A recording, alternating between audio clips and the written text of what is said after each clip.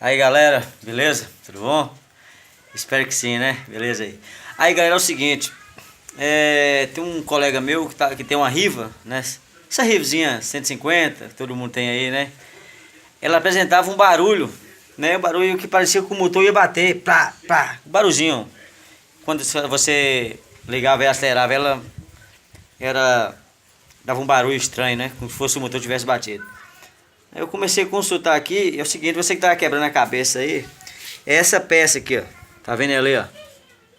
Olha só o que acontece com ela. Vou clarear bastante aqui, tá vendo? Essa borrachinha aqui, tá vendo? Ela quebrou. Esse aqui, ó. Vou clarear um pouquinho aqui pra vocês verem. Isso aqui, ó. Essa pecinha preta aqui, uma borrachinha, ela quebrou. Ela é a engrenagem balanceira, ela fica aqui, ó, do lado da embreagem. Você pode abrir aqui, ó, com a chavinha 17. Vocês vão abrir aqui, ela fica aqui, ó. Então o ponto aqui. A engrenagem vai pegar ali, vocês podem ver que ela tá quebrada. E é um barulho que parece que o motor vai acabar a bater, né? Mas é isso aí, viu? Você que tá com dúvida aí, o barulho da Riva 150 aí, 2011 para 2012.